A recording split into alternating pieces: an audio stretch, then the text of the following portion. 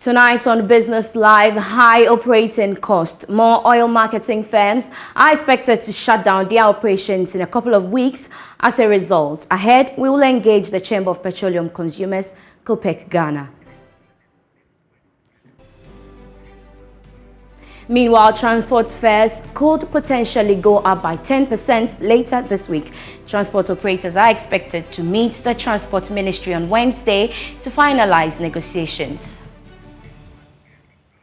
And the government's highly anticipated national unemployment insurance for workers affected by COVID-19 begins. We'll hear from the Employment and Labour Minister. The number of persons involved too were quite huge, and therefore we felt that if there was any intervention to actually make an impact in society, this was the area that we should focus. That is not to say that the other areas are not important. We have all of these and more coming up in the next 30 minutes. Please stay.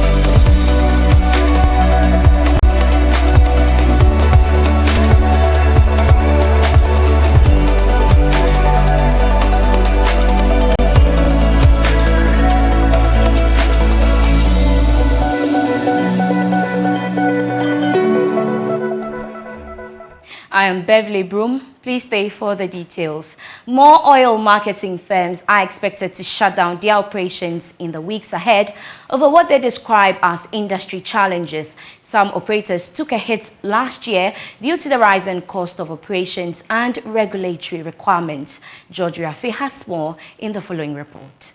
The woes of the oil marketing firms have been compounded by the new payment terms put forward by importers of finished petroleum products. There's a departure from the old practice where products are sold on credit. Their situation has been compounded by the intense competition when it comes to pricing of products.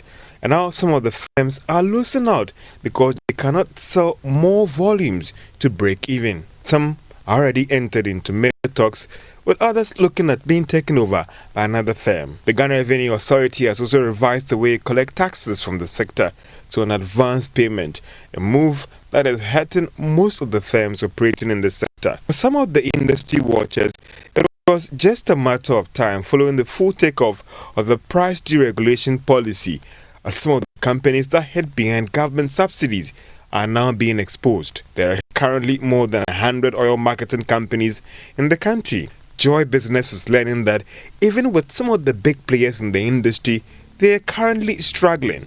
Based on the recent adjustment in prices of petroleum products by the oil marketing companies, it is clear that most of them have still absorbed a fraction of the cost in order to stay in business, to ensure that they don't lose out on the market when it comes to marketing or selling of their products. Let's still stay on petroleum products because market leader Guel has increased the price of petroleum products at the pump. It went up over the weekend. A litre of petrol is going for 10 cedis 99 pesos, which is in line with the current market condition. Diesel is going for 13 cedis 39 pesos. Based on the pricing formula for the industry, it's clear that most of the oil marketing companies have absorbed a fraction of the cost. This means prices should have been more than what we are seeing now. Also, let's talk about transport fares. In another development, transport fares are expected to go up by some 10% later this week. That's if the unionized operators, Ghana Private Road Transport Union and the Ghana Road Transport Coordinating Council are able to get the Transport Minister's blessing on this margin of increase at a crunch meeting this Wednesday. At a meeting between the operators and the Transport Minister last Friday, there was an agreement that the fares should be reviewed. However, a final deal was not reached on the margin of increase. Now, the meeting also agreed that time has come for some taxes on fuel to be reviewed. Now, away from that, government under the Ghana Cares of Atampa program has unveiled a national unemployment insurance scheme. The initiative, which is starting with the tourism and educational sector, includes the technical training for private sector workers who experienced job losses as a result of the pandemic. The Ministry of Finance, together with the Ministry of Employment and Labour Relations, launched a national training and retraining program for some of the affected persons. Minister for Employment and Labour Relations, Ignatius Bafo-Ewa, in a speech, defended the reason for choosing the tourism and educational sector, saying they were the most affected by the COVID. Government announced in the 2020 mid-year budget the establishment of a national unemployment scheme, which is to offer income support to workers who become unemployed due to external factors like COVID-19. The training and retraining program is a component to preserve and upgrade the human capital of the affected workers and to facilitate their re-entry into productive employment at higher levels of performance. The training is being piloted in the tourism, hospitality and education sectors because they were the mostly affected by the pandemic. Here is Employment and Labour Relations Minister Ignatius Bafo-Ewa. As we've said, the focus of the training and retraining will be on the education sector, the private education sector, and then the tourism and hospitality sector. We did a survey during the COVID period, at the heat of it, and we realized that these were the two formal sectors of society that were hardest hit by COVID. And not just that, the number of persons involved too were quite huge. And therefore, we felt that if there was any intervention to actually make an impact in society, this was the area that we should focus. That is not to say that the other areas are not important. Going forward, we will expand the basket, and then more and more persons will be roped in. Minister for Finance, Ken Ofori-Atta, is positive that this will transform the country's job landscape since many will be given the opportunity to benefit from the program. We may not need to be at the IMF, as we said. So it's all towards, speaking that one language. And as the Bible said, there will be no restraint in Genesis if we speak that one language, a clarity that we can move forward, and government also stands up in even these difficult times to ensure that there's hope, there's training, and that beyond the training are also the issues of productivity that are really key and values for us to go forward.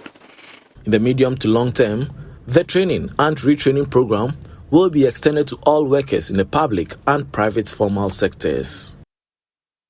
Ghana's government has stated that it will develop trade and strengthen economic ties with the United States. According to Finance Minister Ken Ofori-Atta, this is a top priority to boost the Ghanaian economy. Speaking at the American Chamber of Commerce, Ghana's U.S.-Ghana Business Forum, he indicated that strengthening diplomatic and business ties between the two countries will aid Ghana's efforts to execute the African Continental Free Trade Agreement successfully.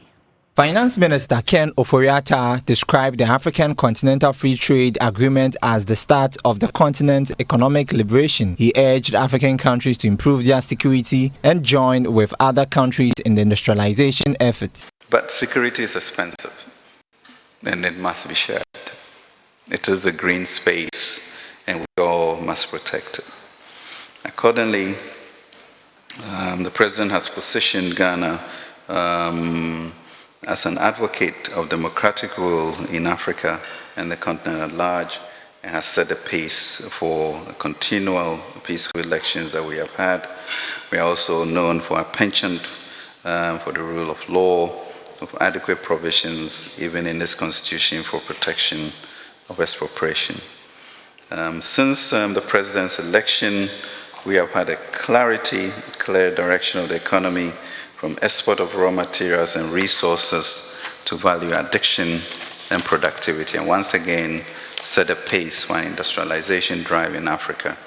Under our Ghana Beyond Aid mantra, Ghana is ready for partnership, for linkages and trade. And Ghana Beyond Aid really, in a sense, means a wiser society, a society that is wealthy, a society that works by inclusion, a society that does things that are sustainable, and an empowered people, and a resilient economy. Communications Minister Esla Ekufo entreated the Secretariat to launch a member state-approved firm certificate process to aid in the fight against fraudulent activities. What about logistical challenges? How do we know that the companies that we're trading with are not fraudulent companies set up merely to defraud people on the e-commerce platforms that are opening up?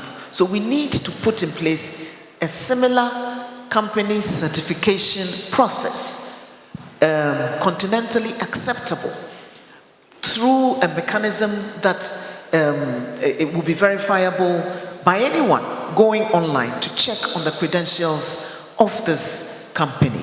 And I believe that we're also working on that with the Secretariat to enable that to happen. Okay. We have worked through AGOA, ECOWAS, AU initiatives, and all of that haven't quite delivered the systems that we anticipate. She further called for more support for small and medium enterprises.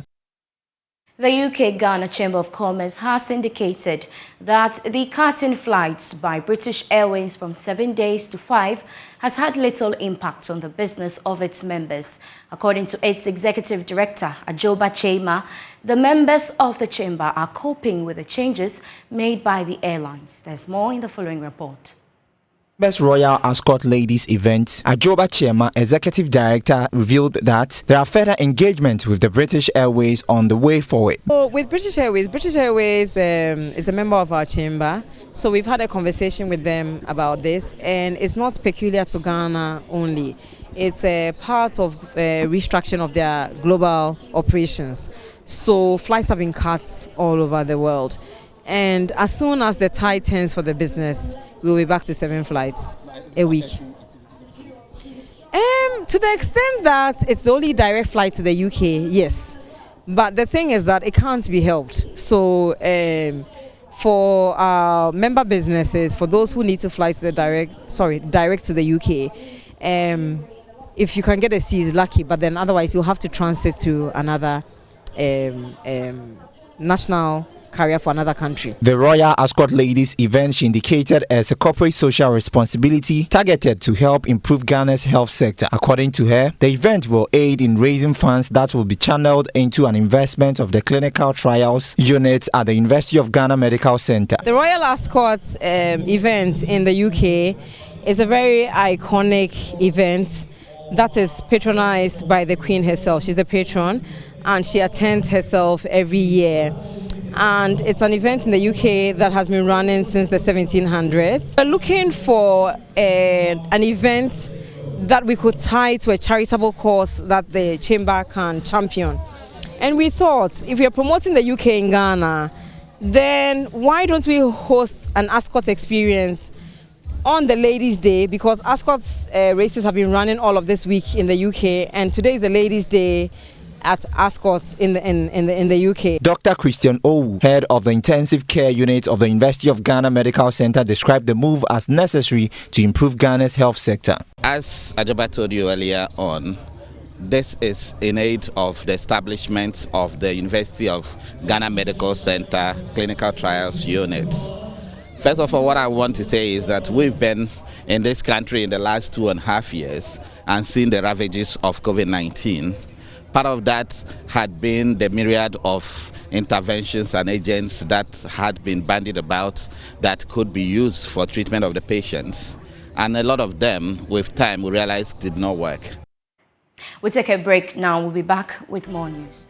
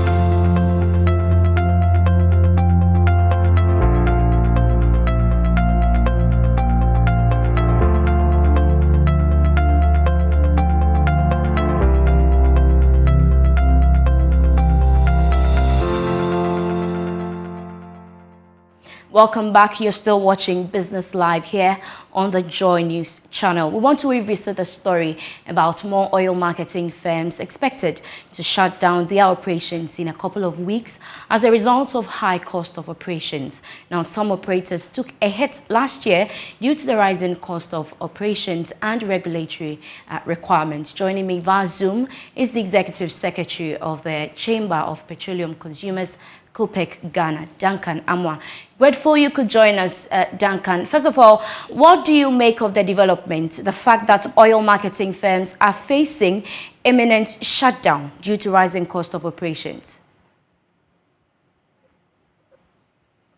Well, this reinforces our earlier held understanding that indeed it is not just the end user or the consumer that is reeling under pressure. Somewhere we had also put out that indeed we might get to a point where financing for most of the BDCs and the OMCs could become a challenge. Let me put it in proper perspective. If I needed 10 USD to invest 300 now, that prices have doubled, will probably be a double of that amount. Now, what that will mean further is that if I had to go take a facility of 10 million USD to bring in 3,000 or 1,000 metric, the fact that prices double and I still need to pay suppliers for same volumes of importation, I would need a lot more financing wise in order to be able to sustain operations. I do not know what concessions our commercial bank may likely give the oil marketing companies and the BDCs in order to keep them in business. But you and I know are quite high, and that would eventually hit them. Their margins in a corresponding increase. And so if I needed to invest, say, 20 million Ghana cedi to make a net revenue of, say, 200,000 Ghana cedi, and today I need 40 million Ghana cedi to still get 200,000 Ghana cedi, taken into cognizance the fact that everything else has gone up, including their own cost of operations, then it is anticipated that these oil marketing companies and the BDCs would be reeling under a lot of pressures within this period. And so, whilst the BOG is trying what it can to make dollars available to the BDCs, financing also for the oil marketing companies should be a thing that we put on the front burner immediately, because clearly a lot of them, if you speak to them, also reeling under a lot of pressures compounded from financing costs variability as a result of increases in these prices. So tell us, from the consumer perspective, should we be worried? Because some of these firms on the verge of collapse offered perfect market competition. There are fears of a heightening cartel if a solution does not come in handy. We would recommend that some of them do not wait to go down under completely. You could have a situation where you would have acquisitions come in, you could have mergers come in, you could have 2-3 of them come together, pool resources so that economies of scale could also be something that would work for them.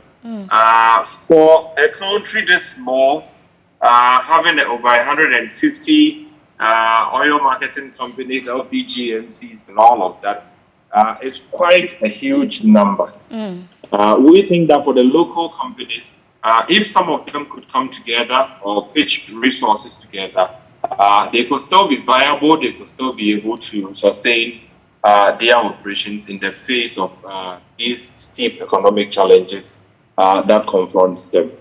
But in terms of regulations, can anything be done to salvage the situation? You probably are looking for a situation where policy would be fine-tuned in order to save some of them. out there in the United States, companies are allowed to file for bankruptcy and insolvency and all of that.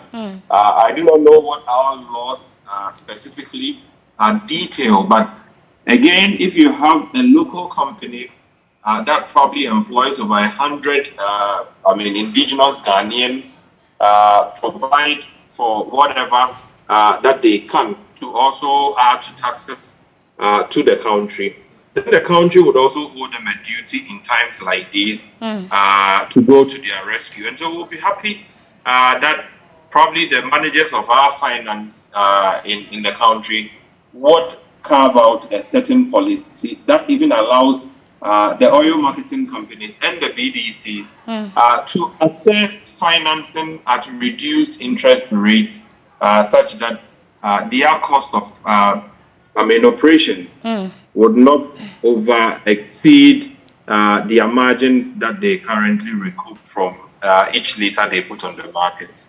Right, right. So finally, we're also learning that transport fares could potentially go up by 10% later this week. How do you welcome this?